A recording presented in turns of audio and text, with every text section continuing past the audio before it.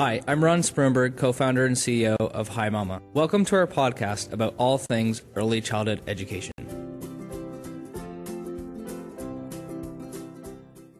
In this week's episode, we discuss the role of regulatory bodies in early childhood education by serving and protecting children and families with registration requirements, setting ethical and professional standards for ECEs, and governing member conduct.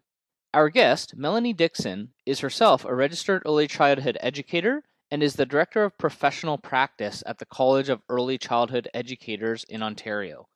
Melanie sheds light on the purpose of a regulatory body, how and why it was created in Ontario, and a college's current and future priorities.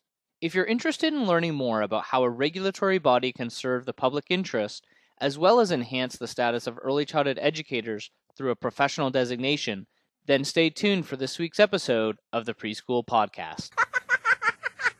It's so great to have you as a guest on the show. My pleasure.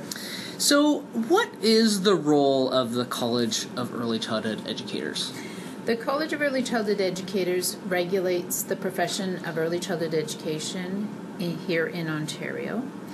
And we do that by setting registration requirements to practice, establishing a code of ethics and standards of practice, and having an accountability mechanism through complaints and discipline processes, and also having a public register of members.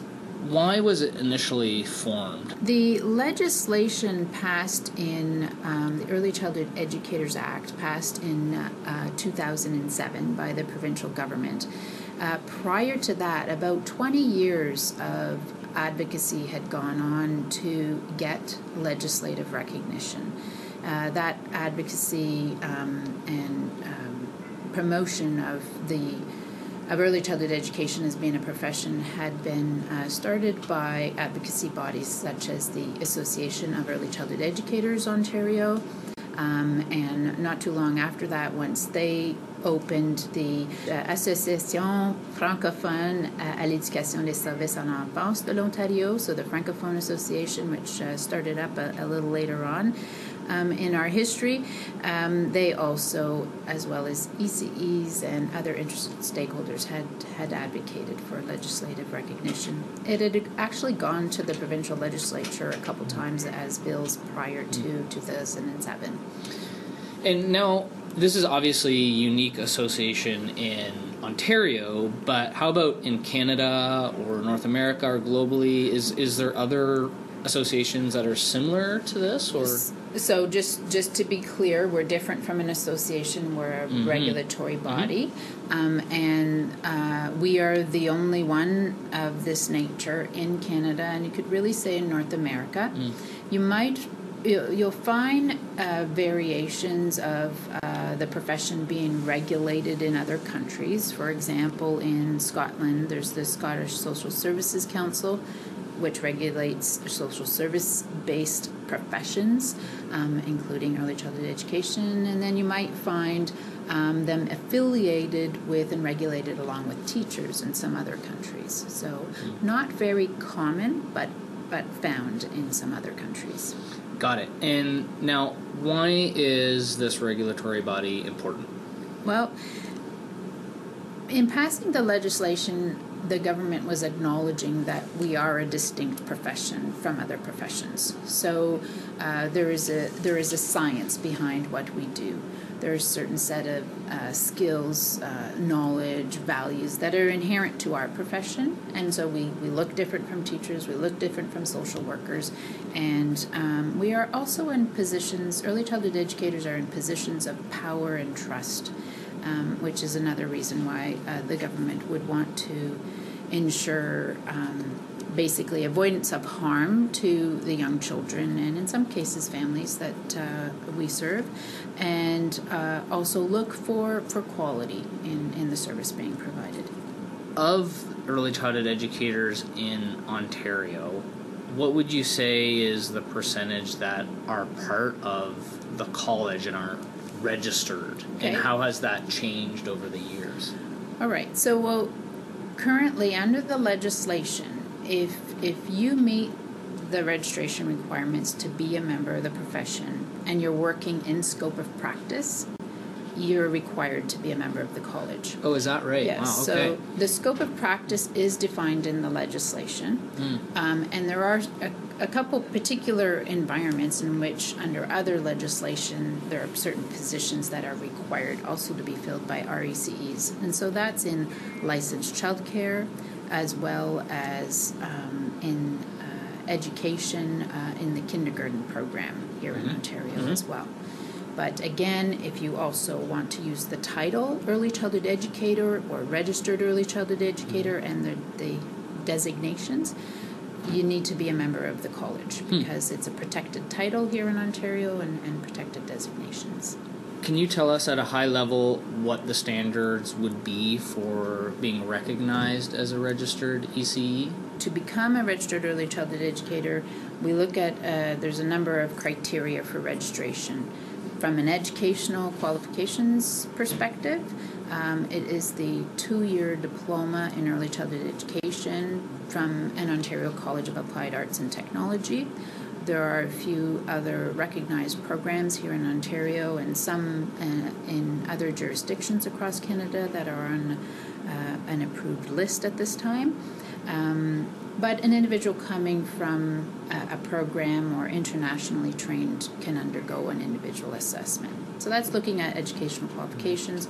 We're also looking at their capacity to work in Canada, so their status as a citizen or an immigrant in Canada, language fluency, and past conduct as well.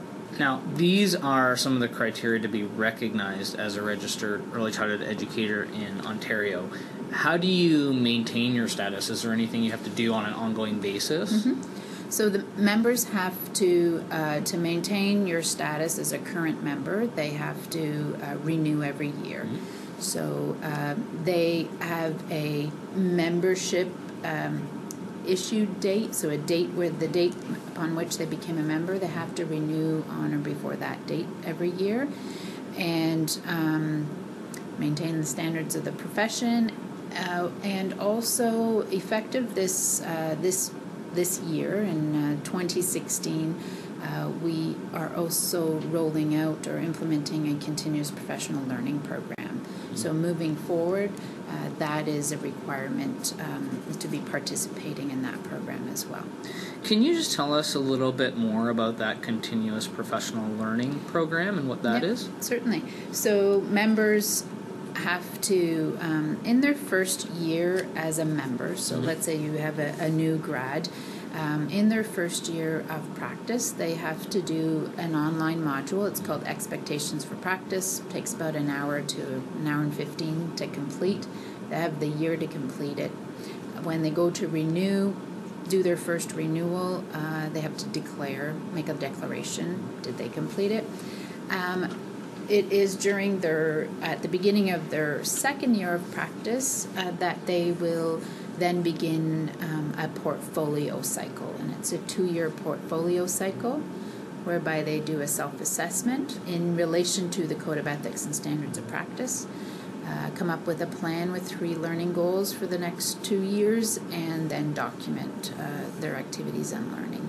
Have you received any feedback from the public or from early childhood educators in terms of the impact that this has had on them? So like I said, there'd been advocacy for well over 20 years. We got the legislation, and probably, definitely at the beginning, people really didn't grasp what that really fully meant. And so there's been a learning curve over the last almost 8 years now, whereby members are becoming more aware of what it means to be part of a regulated profession, that there are standards, that there's accountability, but what comes along with that, again, is that public recognition that you are a professional, and when you communicate with pride that you are a registered early childhood educator, that communicates something to the public, so in particular to parents and potential employers. that you have standards, you're accountable to your practice and to your behaviors. This makes a lot of sense to me. Why haven't more jurisdictions adopted or implemented a regulatory body? I think the land was ripe. It was the seeds had been planted. There were a number of initiatives happening at the time as well that the college was created. So that the provincial government at the time was had the Best Start initiative, and they were looking at curriculum and 18-month baby visits and relooking the kindergarten program, and so there were a number of factors that just sort of led to this being a good time for them to begin this and to regulate the profession. Got it. Would you foresee other jurisdictions implementing a regulatory body over time? I think there is definitely been interest, and we have visitors who may come from other jurisdictions in Canada, and we've had more recently this past fall someone from the United States come to connect and ask about professionalization of early childhood education. So, and it is happening or has happened in other countries as well. At some level, there has to be openness from the government, receptivity and advocacy from the profession itself. So there's a number of factors that at play. Now, we talked a little bit about how you become recognized under the College of ECEs and how you maintain your status. What about in terms of accountability? How do you hold registered ECEs accountable to their position and their status? Okay, so we have a code of ethics and standards of practice, and they were we had our first set. They are in bylaw, actually, so they're framed in legislation. They were first published in February of 2011. We're in the process of reviewing those standards right now, and we'll have a fresh, updated code and standards by the end of spring in 2017. We also have professional regulation from the complaints and discipline perspective. So if any member of the public, that could be an employer, a parent, a colleague, literally anybody from the public who has a concern about a member's conduct, their competence, or their capacity to practice, can call the college with their concern. It is, again, we're here to sort of answer any questions they may have. However, they can also file an official complaint if the concern is severe enough, and so the college can investigate the circumstances, collect any documentation. The member has an opportunity to respond. It's not anonymous, so the member knows who has filed the complaint, and then the complaints committee undertakes to look at that file. They could choose to take no action if it's not our jurisdiction. They could choose to remind the member through a formal written decision about their ethical and professional standards and where they might not have been upholding them. And if they feel that there is strong evidence that there's been professional misconduct, they can direct the registrar to charge the member with professional misconduct, and then the member is referred to the discipline committee for a hearing. And that's open to the public. And we're talking very serious situations around failure to supervise, abuse, conduct unbecoming of the profession.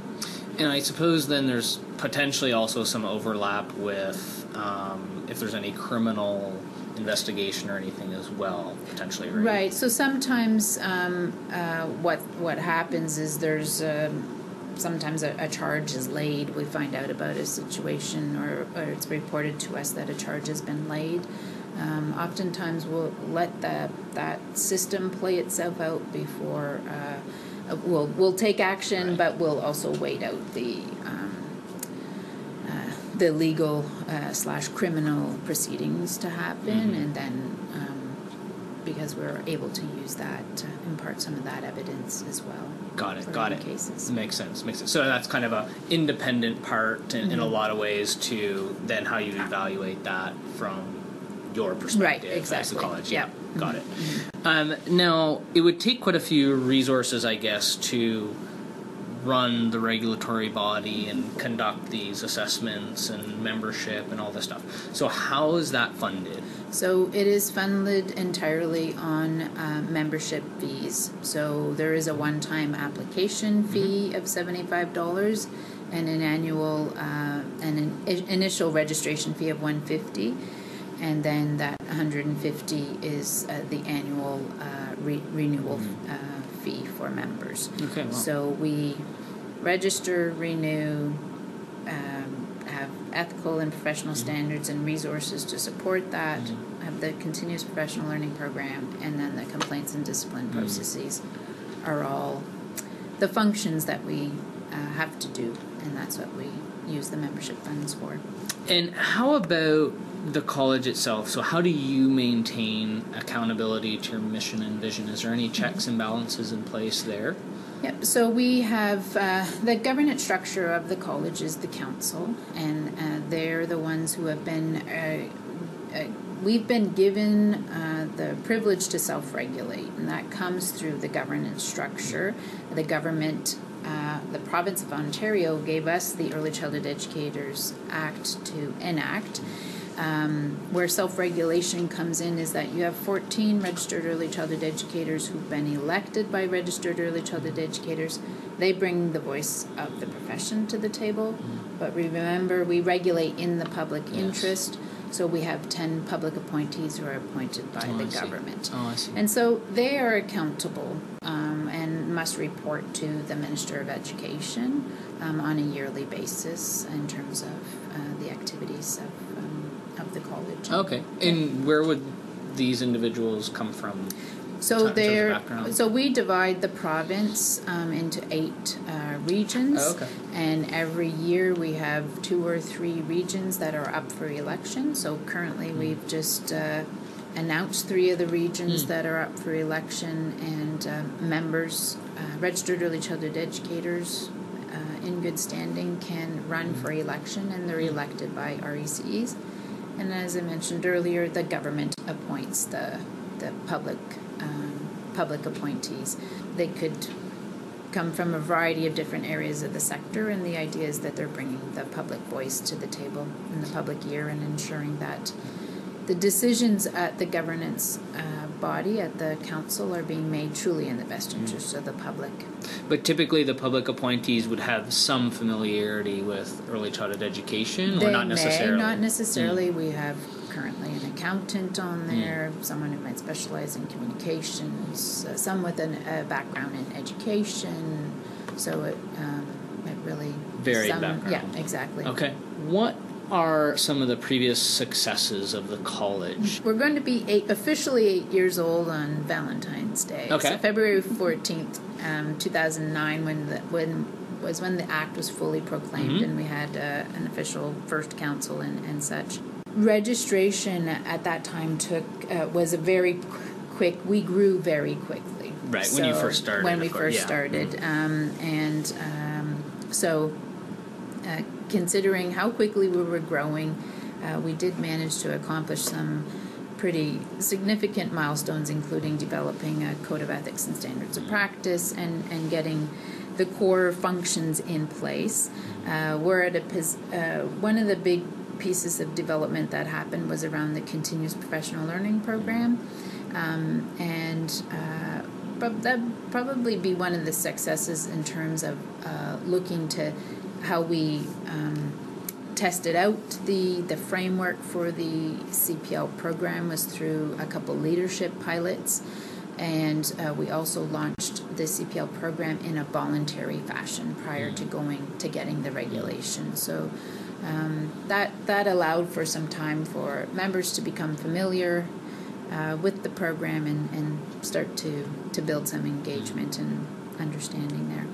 And why do you think the college put a prioritization on continuous professional learning as a priority? Well, as soon as we had the ethical and professional standards, of which from there you can see reference to the need to continue learning, and that we value as a profession, we value lifelong learning. It was probably, we were already getting questions around from not only members but from stakeholders around what do I need to do to stay current? What are your expectations of me? But also, how are you going to hold members accountable and help ensure their ongoing learning and competence? And are there other initiatives that are sort of high on the college's priority list at the moment?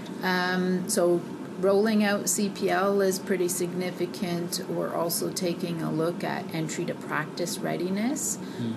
So initially when we started, it was based on, the registration regulation was set up to be that 2-year diploma in early childhood education. What are some other mechanisms that we can help to ensure that individuals entering the profession are ready to practice? Right. So that's one of the things we're looking at right now. We talked a little bit about the college, how it works. We talked a little bit about registered ECEs as members of the college. What about the profession generally? First of all, what do you see as some of the challenges in early childhood education at the moment? At the moment, we've undergone significant change and continuous significant change for a number of years. Just over the past 8 years, to think about since the college was regulated, never mind the 8 years prior to that, but even over just the last 8 years, we've seen the implementation of the full-day kindergarten program, which saw RECEs being partnered with teachers in kindergarten, which was a big shift. And we've seen the shift of childcare and family support programs and special needs resourcing going from the Ministry of Children and Youth Services over to the Ministry of Education. Fairly significant legislative changes, so the repealing of the Day Nurseries Act and the new Child Care and Early Years Act, significant policy changes, and all good stuff. Yeah. Great stuff. The creation of the college, all of that really lends to growth of the sector, but it's just a lot for the people pace to and take. the scope Exactly. is a lot to take in. Yeah, absolutely. There's been a lot of change for sure. Like you said, all for the best, but just it's a lot. Right. Yeah, absolutely. Exactly. And now on the flip side, what's exciting you most about what's happening in early childhood education right now? Well, I think there are a lot of alignments as well. If you look at the updated legislation that around the Child Care and Early Years Act and policy directions such as the How Does Learning Happen, the new CPL program, there's a lot of alignments, and we're hearing that from the profession as well. Through this process of reviewing our Code of Ethics and Standards of Practice and this draft revised version that we've been out consulting with, they see, it's making sense. These standards are even clearer for us because they're fitting with what's going on around. I think I'm really excited about the potential around the continuous professional learning program, and that's based on the 2 leadership pilots we ran, which the framework for those pilots was the CPL program, and the learning and the depth of learning that happened in those pilots for those few RECEs. I think if people engage even at a very minimal level, if you think of 50,000 RECEs engaging and being reflective and purposeful and finding the learning meaningful for them, the potential for growth as a profession and the impact that can have on the children and families and people they work with. Yeah, I suspect part of the really important part of continuous professional learning is obviously the content, but I suspect also just the process of annually, or whatever the time frame is, of going back and, like you said, reflecting on what you do as an early childhood education, as an early childhood educator in itself is, I think, very valuable as well. Right, and it's aligning the idea of making the learning meaningful to you. So what's the role you work in, the setting? What are some of the realities for you? What are some of your areas of interest? Your needs for growth based on your reflection of the Code of Ethics and Standards of Practice, and finding opportunities to engage in learning that go beyond what we would traditionally view, which is attending workshops and conferences and courses. But what can you do in your practice setting, and in communities of practice, and online, and in partnership with others in your community? So I think the power of RECs coming together to network and learn together is going to be also where a lot of this, some good synergies have the potential to make some good things happen. Absolutely. And that the recognition and recognizing that they are professionals, and that they then communicate to parents what it is they're doing, and then that helps build the public trust, right? Yeah, because a lot of it has to come from the ECs themselves, too. Exactly. Yeah, 100%. Very neat. Okay, now, if I'm listening to this podcast now and I want to go check out the College of Early Childhood Educators, where would I go? Go to our website. Okay. It's the #1 source of information for members of the college, people from the public who are interested, and lots of great resources available there, also for members and employers and others interested in early childhood education. Cool. And what's the URL? It is college-ece.ca. Okay. Awesome. All right. Well, Melanie, thanks so much for joining us as a guest on the Preschool podcast. I think the role of the college in Ontario, based on our conversation, I can certainly see tremendous value, and even it's quite a young organization in terms of the history of regulatory bodies, and I can see a lot of interesting things that can be done going forward with the college as well, playing a super key role in early childhood education in Ontario and increasing the professionalism for early childhood educators, also very important. Thanks again for coming on the show. My pleasure. Thank you very much, Ron. What's your name? Michaela, how are you? Hi. You having fun playing? Yes. It's a nice day, isn't it? Yes. Yes. What's your favorite thing to play out here? Playing monsters. You like to play monsters? Do you like the swings? Okay. And what else you like to do? Play my Dora bike. Oh, with your Dora bike? Oh, okay. Do you ride fast? Yes. Yep. Okay. Well, have fun here. All right.